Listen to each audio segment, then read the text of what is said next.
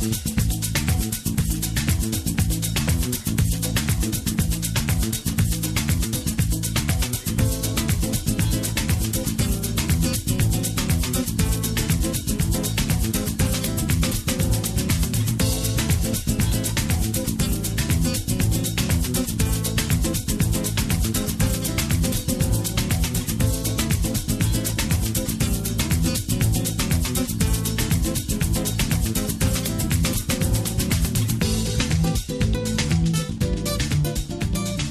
today we have an incredible group of people on our show who are the original co-organizers of the Wake Up Wellesley series that aired earlier this year. And they are all students who are now in college.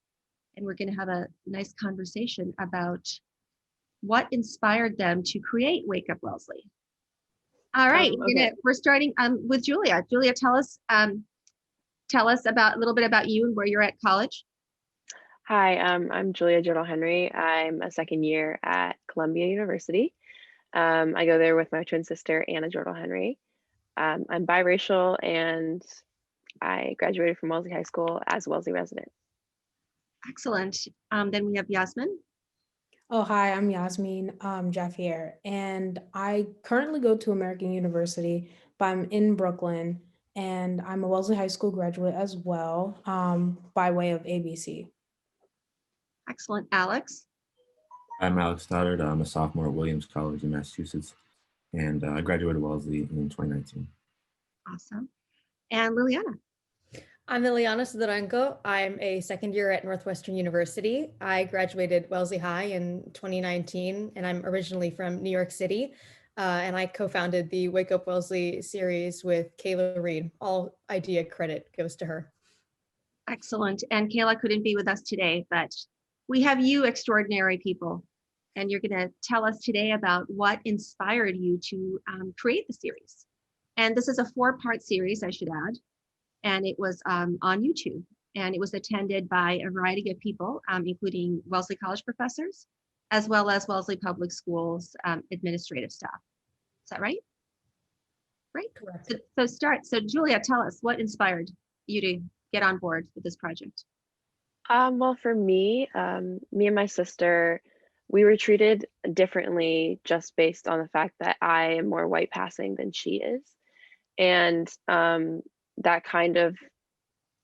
that's always fueled me in like learning a lot about racial discussions and whatnot. And when Liliana, I think it was Liliana, came and told me something about it, I was really excited, and I'm really glad I got to be a part of it. But Liliana, do you want to talk about what you guys were talking about when you first started? Sure, yes. So it was in the wake of George Floyd's tragic death, and Kayla was very active on social media, sharing resources, sharing her thoughts on the Black Lives Matter movement. And one day she posted something saying, check in with your Black friends, ask them how they're doing. They are all overwhelmed, they are stressed, they feel the burden of doing all this work of educating, and it seems like their white neighbors have been largely silent, and that is something that I was guilty of. I believe a lot of my friends and I felt very uncomfortable, and we didn't know how to deal with our discomfort.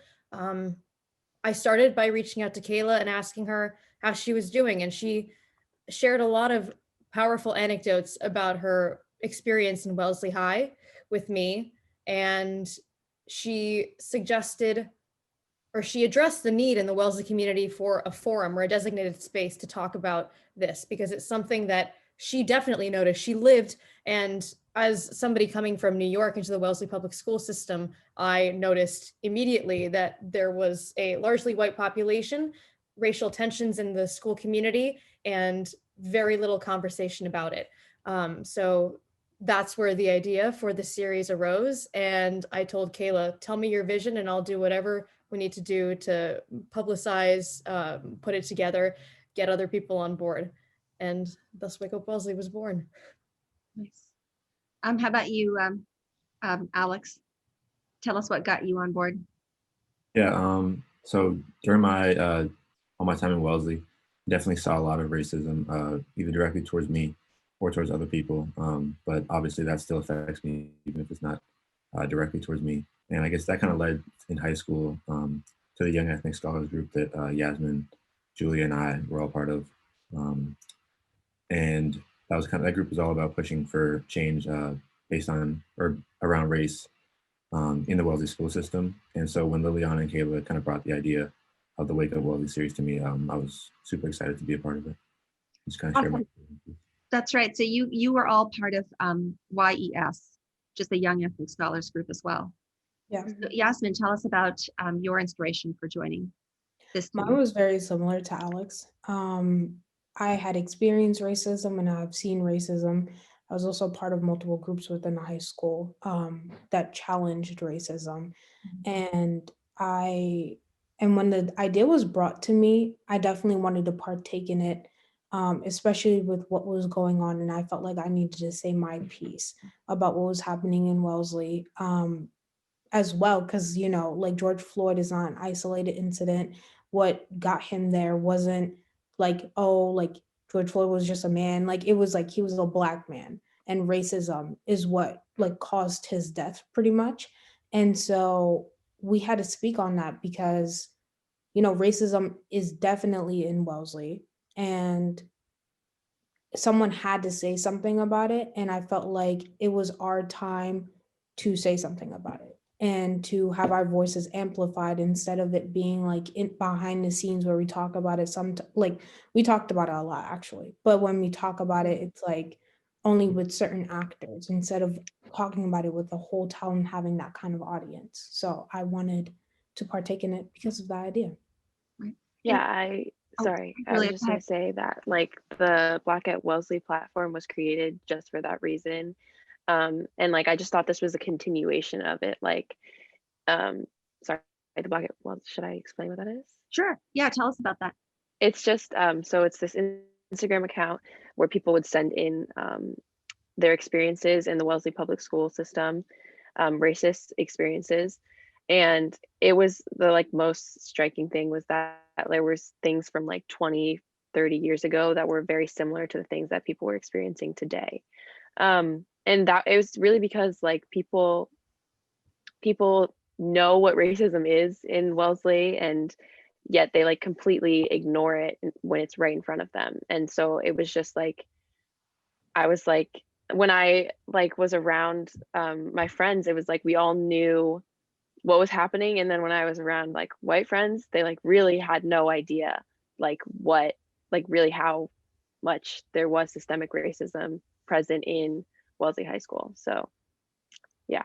Did that make it hard for you to be part of the friend group that you were in? It did, yeah, it did. And especially as I grew up, as I got older, it made it a lot harder because it was like I was becoming like more and more aware of it and more like kind of unable to just sit by and like just talk to people who don't really understand or like want to understand what I was going through. But yeah. Can I build off on that for a Please, second? please. Because I was having a discussion with a couple of my friends, and we were talking about how after the walkout, a lot of our white friends like miraculously disappeared. And that was like the reality of it all. I mean, not all of them, obviously, but like a lot of them, like, it was definitely an uncomfortable situation for me and other people to be placed in, where like you talk to someone every so often or like every day or something like that. And the whole tone of your conversation has changed, or you just don't have conversations anymore. And so we're also taking a risk in that way. Like we're taking away our social capital and like for a greater cause, which is like fine. It was fine for me. And I know it's fine for other people. But it was also this didn't come without, penalty in a sense. This didn't come without some kind of consequence to it where like the whole nature of your conversations are different and your reality is now like it is what it is, and you can't like change back from it because everyone's going to see you as like, oh, they're like the Black kids or like whatever anyone else is. they're the kids that are going to be talking about race. So like they're super serious. We don't want to deal with that. We don't have to deal with that. So we're just going to leave them alone. And were you all expecting some form of that going into it, or was it like a sort of a surprise for you with the reaction? With the walkout or with the Wake Up Wellesley series? Well, either, with both. With the walkout, no. And then with the Wake Up Wellesley series, I was already used to it. Right.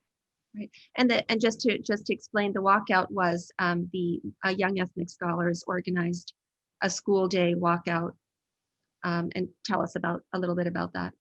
Anyone, feel free to jump in. Yeah, So, oh yeah, Alex, you go. Yeah, so the walkout was in, I believe, April of 2019.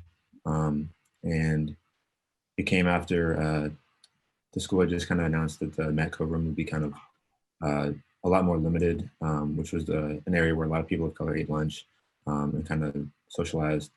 And essentially they were kind of limiting the access to that room.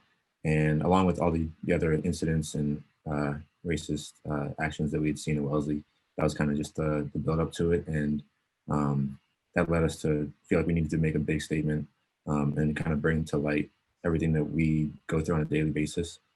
So I forget the exact number, but it was over, I think, 100 or 200 kids walked out, along with faculty, principal, and we went to the high school field, and people shared stories about what they've gone through at Wellesley, and then we also shared a list of demands for the school about ways we wanted to see the school improve regarding race. And then after that, we continued to meet with administrators regularly on how to make those changes actually come into place. Thank you, Alex. And so part of the getting back to the Wake Up Wellesley series that you put together, what were a few of your favorite moments, or moments that really sort of stayed with you throughout that series? My favorite moment was, I think, Professor Liliana, can you help me with her name? Yana Owens. Yeah, I think so, Yana Owens. And she talked about how politics is always personal. And we discussed one of her prompts for an essay she gave to her students that was like to write a letter, I think. I don't know exactly. Oh, no. That's not Owens. That's Hawkins, no? Yana Owen. Yana Hawkins. Yana Hawkins Owen. Hawkins I Owen. believe. Okay. To her Sorry. student. Okay, so Professor Yana Hawkins Owens. But we talked about how politics is not impersonal, and to say that is just completely missing it. And I still think about that a lot, and I bring it up in a lot of the conversations I have with people at my university, because I think we do a disservice to people when we try to make things, oh, like this is just objective, like there is no real world consequences to the things we're talking about, that people aren't affected by politics every second of their life. So yeah, I loved that. Anyone else? Anybody else for a moment during the series that kind of really resonated with you or stood out? I have a moment. I agree with Julia. Probably my favorite part of the series was part 3, where we invited professors and grad students from across the country, really. And Professor Greer was talking about how, and Professor Kudjoe touched on this as well, how professors like them, or Professor Greer specifically, feels as though she was brought into Wellesley College to do that work alongside the job that her job description actually describes. And this job of educating people and anti-racism and taking on that extra burden for which she is not compensated. And she watches her own students, students of color, who have to do this work of educating their peers, which is exhausting, very emotionally taxing work, and for which they are not given credit or compensated. And because they become so invested in this work on which their emotional health and their lives ultimately rely, they suffer consequences for their mental health. She sees their GPAs plummet, and that's something that I had never reflected on and something that is not talked about often. So I'm glad that she brought that up in our discussion. And she feels that that directly correlates with the extra burden of doing anti-racism work, essentially, or anti-racism education. And we know that experience Yeah. as well as like the people that like started Young Ethnic Scholars and like all these other clubs, like we Yep. know that experience of being like emotionally taxed. That feels like a forever burden. So like I know that to be true. At least what the professor said. And I would agree that my favorite part of the series was part 3. Because I think also when you're not participating in it, you kind of see everything in a very different light, if that makes sense. Like you can start analyzing like what is going on and like actually listen to what is happening within the series instead of like you being a part of it and you're giving your like your statements and whatnot and trying to like educate a whole bunch of people at the same time.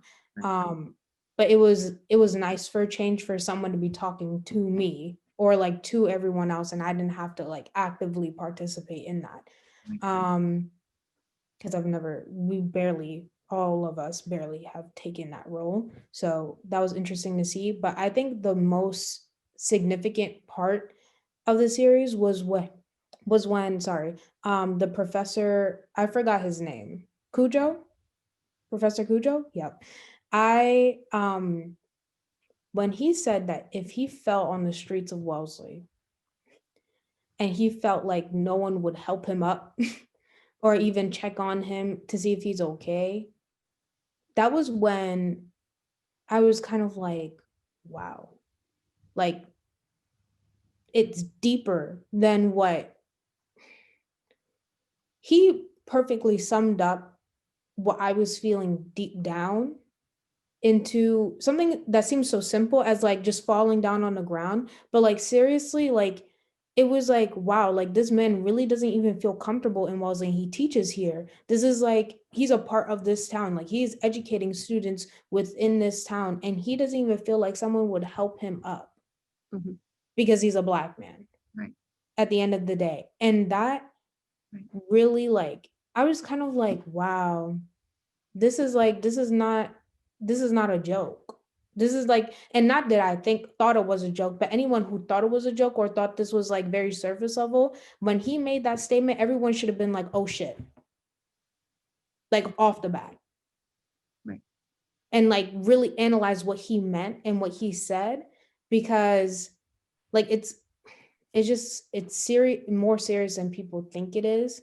Right. And how easily any of us could have been George Floyd or Breonna Taylor or Ahmaud Arbery or any of these other victims, and just because of the color of our skin. That's like as simple as it is. It doesn't matter. And my kind of favorite moment kind of goes off of that one. It was from the same session or episode 3.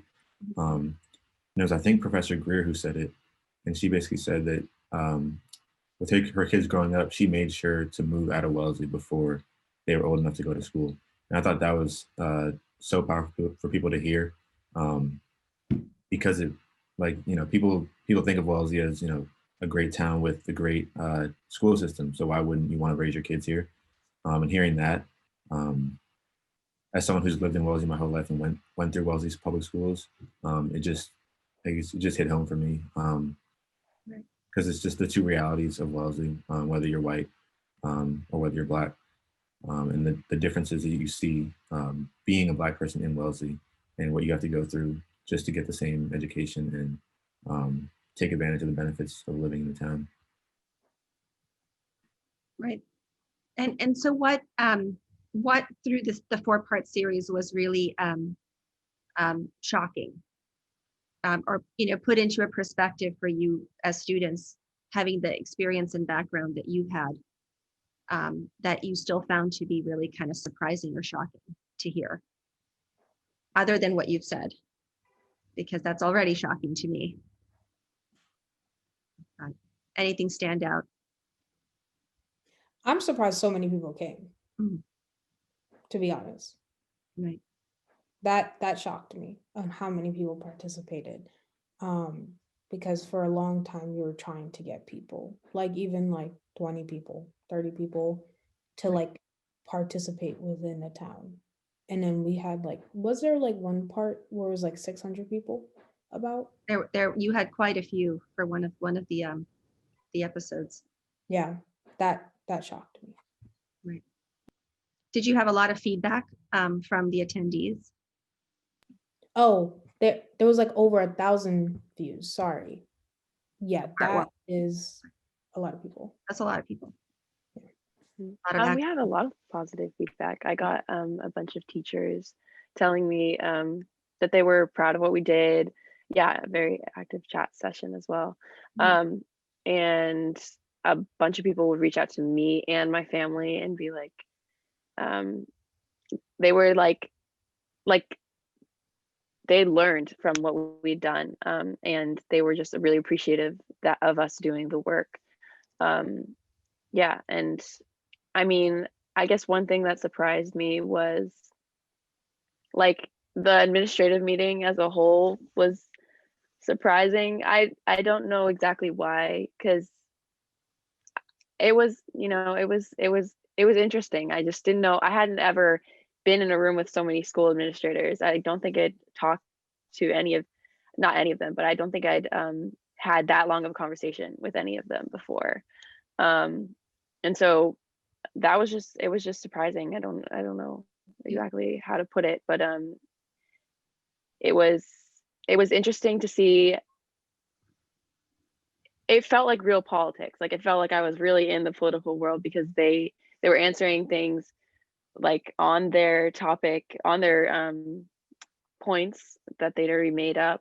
And so it was like they were there, and yet they weren't fully present in the conversation.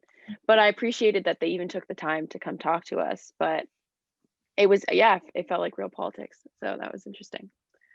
Did you others feel sort of how Julia felt about it? The episode where you had all the WPS administrative staff collected together. I think Yasmin was asking them what books they were reading, right? Did you all, what was your takeaway from that session? Did you feel like they get it, or that they're learning about it for others? I think similar to how Julia felt about how they were responding in terms of not really fully answering like every question and kind of avoiding certain questions. But we also kind of expected that a little bit going in. But yeah, definitely still would have wanted them to fully engage with it more. Mhm. Trying to talk about. I think I did feel the same way. Well, again, like I did appreciate that they attended in the first place, because like this was in the middle of a situation where COVID was a thing. Well, is a thing. It still is a thing. And but it was like, I think it was at a stage where it was like, correct me if I'm wrong, but they didn't even know what they were doing for the school year yet. Right. And so like they still had a lot of things to plan out. And so I did appreciate that they even took the time, because I know like some of them, like at least I know some of them. So I know like they were working really hard to deal with the COVID situation and like endless nights and whatnot. So I did appreciate that. And at the same time, I did get from some people that it was a lot of like politics involved, and I'm used to it. And I think a lot of us are, just because we've dealt with these actors before. Like, sorry, I don't mean to call them actors as in like they're acting, but as in like they're people that are cut that out.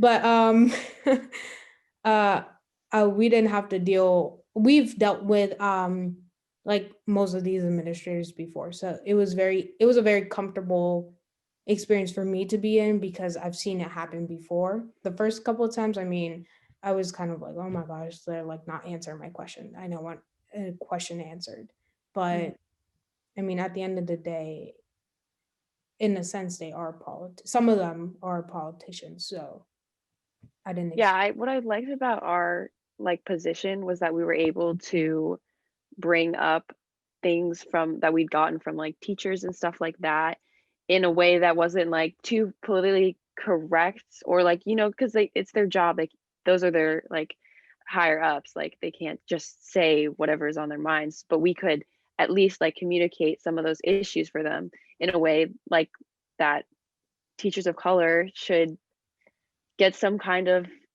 pay for doing the work that they do. And how are they going to retain those teachers of color better? And how are they going to get more teachers of color? And I think that was one thing that I was happy that we got to do. I will say that I was getting some feedback from teachers like, I can't believe they're like dodging all your questions like this. But at least I do think we like nailed in the importance of these topics to them, and that was something that is really important. Oh, yeah. And Oh, sorry. didn't Go ahead. oh sorry. No, go Didn't ahead. we also ask them about like the student piece, like what they think, what they thought we were doing this for Mhm. as well? And I think Mhm.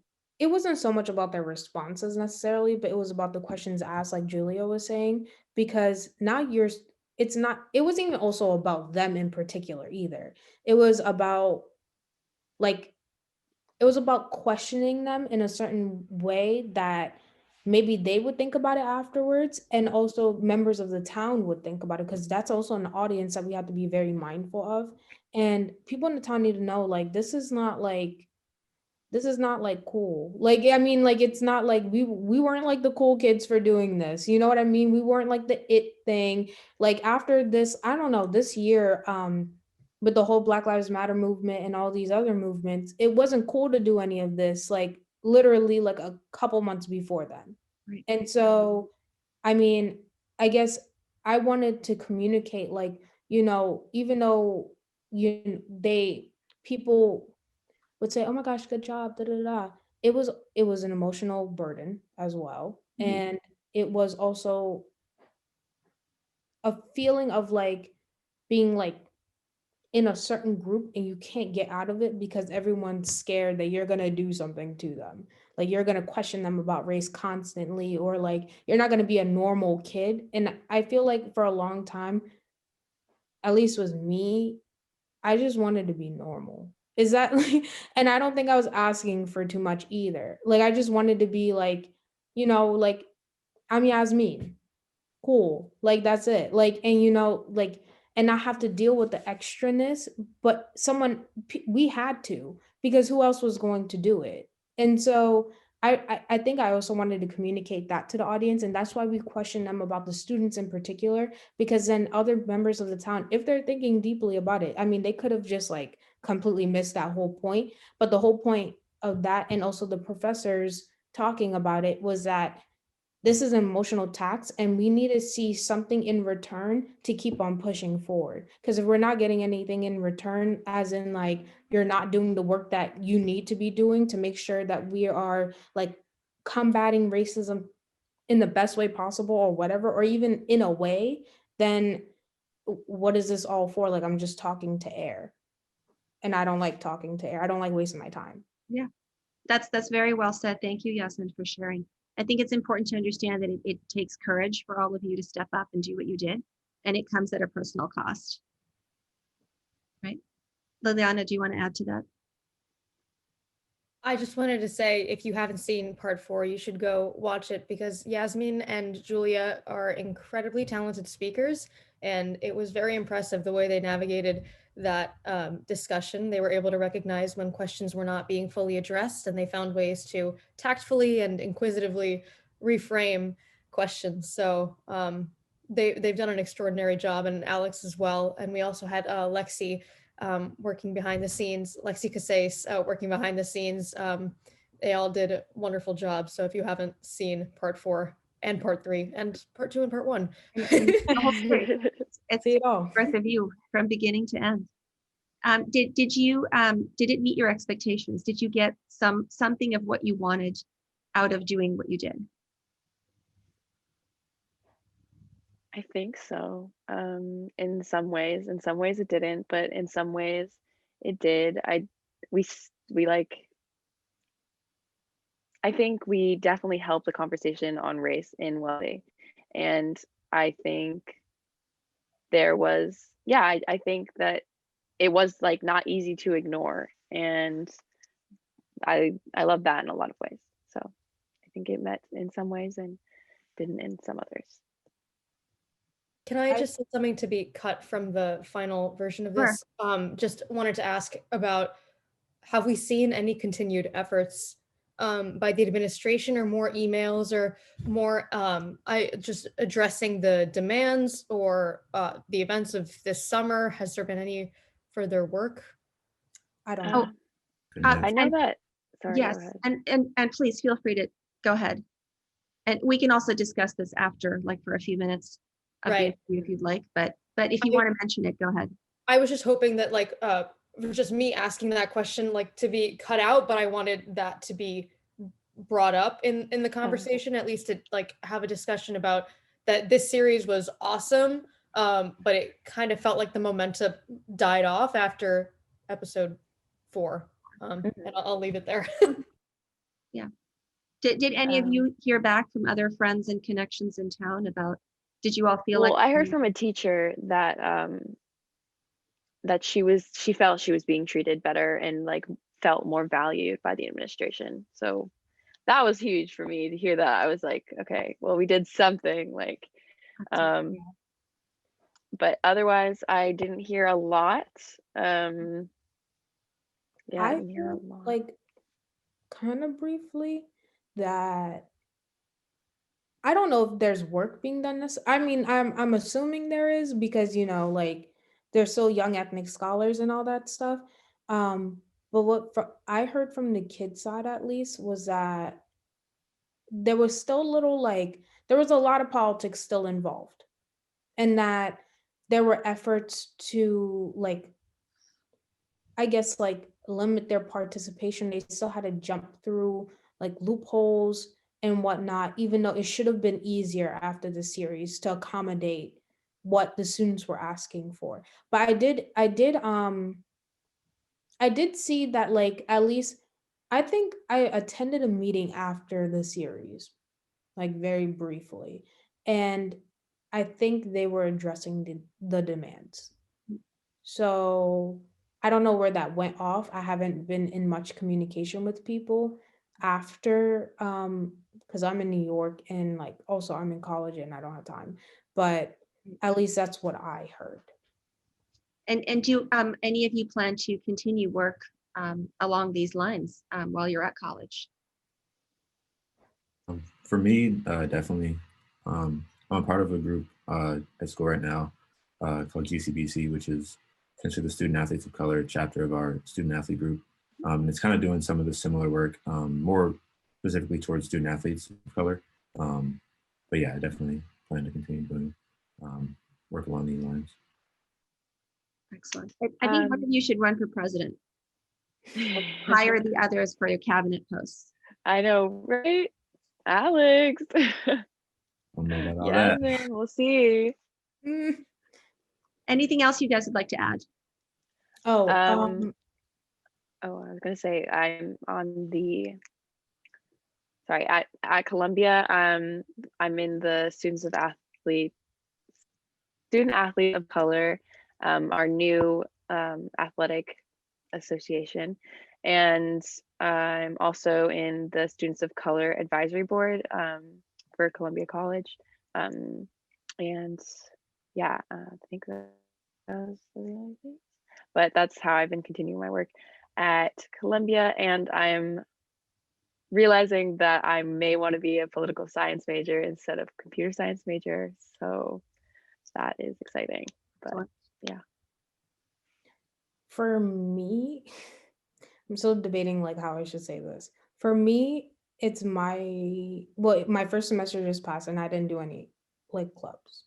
So I just Makes wanted sense. the semester to like settle down and like navigate online college and whatnot. So I think I was trying to afford myself that like leave of pressure. But aside from that, I've gone back and forth like, am I going to be participating in this work in college? Only because I'm tired. Yeah. Like that's what it comes down to. I'm just tired, and I felt like I gave everything, like all my being and energy to Wellesley and Wellesley High School, that I don't know if I can do at least with the same intensity Right. of doing it at American. And there's a lot of people that are also doing that work at American, so I don't know if they necessarily need me, but in that sense. But I mean, I do participate in like Black association stuff. So like when I'm like in the group chats for it and stuff like that. So there's definitely, I have that affinity space still in college. Um, but actively doing anti-racism work, I will do that on a personal level. And I will do that with people I interact with. Right. But as in for systematic wise, I'm still debating that, but it's most likely a no at this point, Right. at this time of my life, because I was so exhausted from all. And it's good to be self-aware that you need a break. Yeah. And there's nothing wrong with that, because you've all been taking on the burden of 2 jobs while Mhm. growing up. And That's- maybe, that's a lot. like, maybe it's just a break and I'll pick it up after a Yeah. while. But right now, yeah, Right. I need to be conscious of like myself and what I need. And I would recommend that for, I actually do want this to be included. I recommend that for any students that are doing this as well, because at Wellesley High School, only because I didn't do that and we didn't have mental health days. It was literally like, I remember the experience. It was like we were in classes, and during my off periods, which was like very few because my schedule was already packed, but it was like we were attending like some kind of meeting. And then even during lunch, I would attend a meeting, like, or something like that. And then after school, it would be like doing the exact same work for like hours. So, I mean, I want the new students online. It's different, but when they get off of online work and they're like in person, like for good, I want people to know that it's okay to take a break and also to say no. I didn't say no, and that's my fault. That's a very good point. Liliana, do you have anything else you'd like to add to that? As an environmental science major, I'm realizing that I want to go more of the policy route. And I've been treating my environmental studies with a concentration in environmental justice, and understanding the disproportionate impacts of climate change on low-income communities and communities of color. Excellent. Well, thank you. This has been an extraordinary interview, and it's been a pleasure talking with all of you today. Please do stay in touch. For sure. Thank you. And Thank you report for having back us. and how it's going Thank with you all so your much. Yeah. Thanks so much. Thank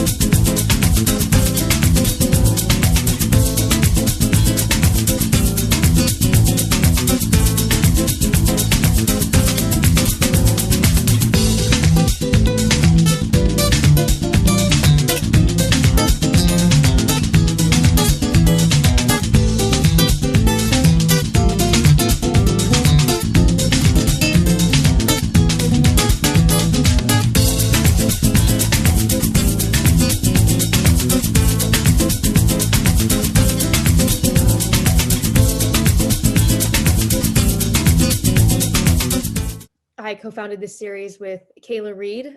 All credit for the idea goes to her, and unfortunately she couldn't join us today, but you know Kayla, she is a very spirited, wonderful lady. Oh my gosh, can I cut? Can I Yeah. start over? Just say cut and then start over. That gives me a good place to. Wait, hold on. I'm gonna say my name. I'm not going to say much about Kayla. I'm gonna okay, all right. Hi, I'm Liliana. I'm a second year. I can't do this. Cut. Okay, last try. Last take. No worries. Hi, I'm Liliana. I'm a second year at Environmental Science University. Why is it so hard? Can you start with Julia? Yes, totally. Totally start. Yeah. All right.